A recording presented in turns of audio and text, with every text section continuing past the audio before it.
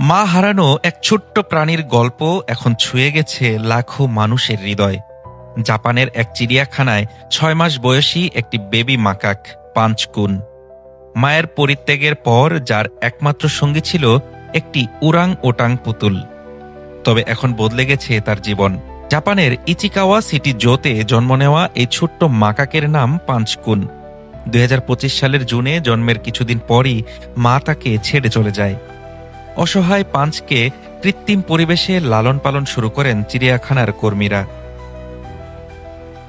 একাকিত্ব কাটাতে তার হাতে তুলে দেওয়া হয় একটি নরম খেলনা উড়ান মামা, আর সেই পুতুলই হয়ে ওঠে তার মা, তার বন্ধু, তার নিরাপত্তার আশ্রয়।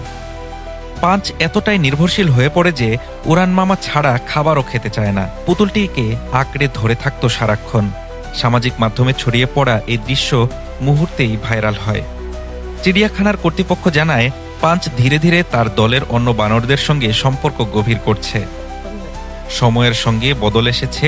এখন পাঞ্চ অন্য বানরদের সঙ্গে মিশছে, খেলছে, এমনকি বড়দের সঙ্গে গ্রুমিংও করছে। উড়ান মামার কাছ থেকে শেখা সামাজিক আচরণ যেন বাস্তব জীবনেই প্রয়োগ করছে সে। পাঞ্চের জনপ্রিয়তা ইচিকাওয়া সিটি জোতে দর্শনার্থীর সংখ্যা বেড়েছে প্রায় ৪ গুণেরও বেশি।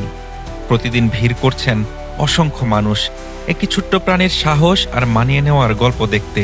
মা হারানোর বেদনা থেকে নতুন বন্ধুত্বের হাতছানি। পাঞ্চকুন যেন শিখিয়ে দিচ্ছে, ভালোবাসা আর সঙ্গ পেলেই বদলে যেতে পারে যে কোনো জীবন।